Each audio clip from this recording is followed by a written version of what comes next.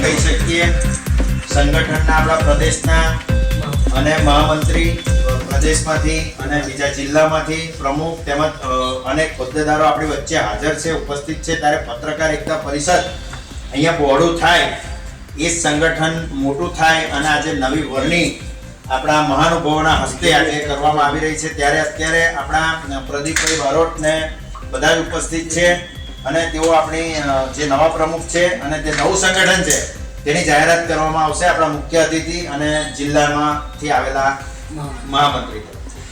બે શબ્દ કહીશ તો આપ અમારા વચ્ચે જે રીતે આપણા શું કહેવાય મારા મિત્ર અને 3 વર્ષ એમને ડભોઈનો કારભાર સંભાળ્યો છે પ્રમુખ તરીકે, તો સૌથી પહેલાં એમનો આભાર વ્યક્ત કરું છું અને એમને સ્વેચ્છાએ રાજીનામું મૂક્યું છે.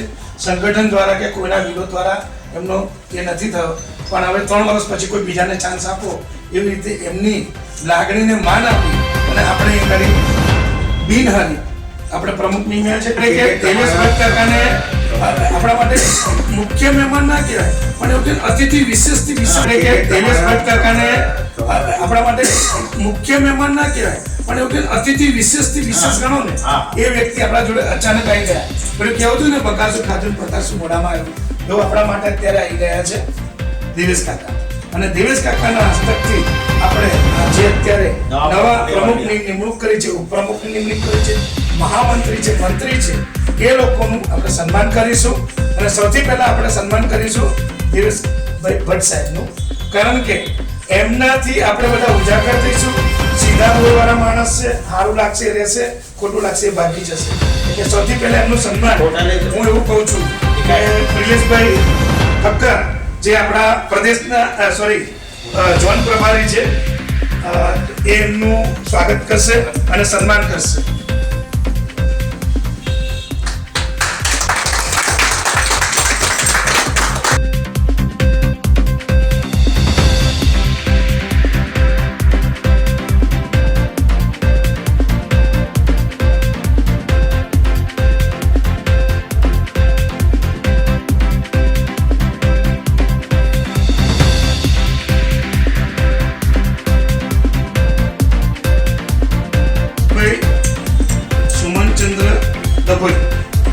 આપણે એમનું પણ સન્માન કરીશું. ધીરજભાઈને વિનંતી કરીશ કે એમનું ઉદાહરણ એમના નાના ભાઈ કરે ને તો સારું છે ને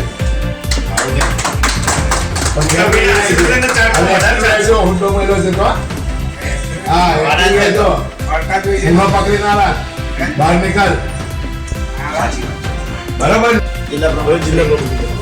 જિલ્લા પ્રમુખ ઘનશ્યામભાઈ પટેલ ભાઈ તાળીઓથી વધાવી લો એટલે કે ભાઈ દરેક મીટિંગમાં આવે છે, નાનોથી બંને ભાઈઓ આવે છે. હા, વશિષ્ઠ ભટ્ટ અત્યારે હાજર નથી, એ ચાણોદના જ છે, એમને મહામંત્રીનો હોદ્દો આપવામાં આવે છે પણ એ અત્યારે કંઈક વિધિમાં પડ્યા છે એટલે આવતા નથી. નિરંજનભાઈ જે મંત્રી છે એ પણ હાજર નથી. ચતુર્વેદી આપણે મંત્રી તરીકે ડભોઈ તાલુકાના એમનું સ્વાગત કરશે આપણા જિલ્લા ઉપપ્રમુખ હુસેન મંસૂર.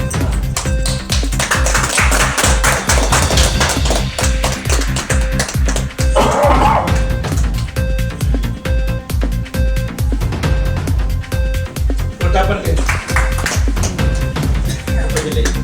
કશું વાંધો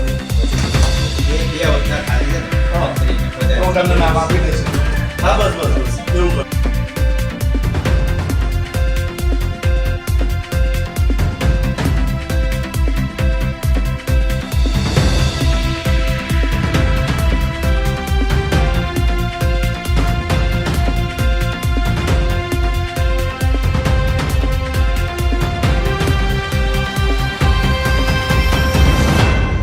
ગુજરાત પત્રકાર એકતા પરિષદ એ ગુજરાતભરમાં ગ્રામ્ય વિસ્તારના પત્રકારોનું એક મજબૂત સંગઠન છે.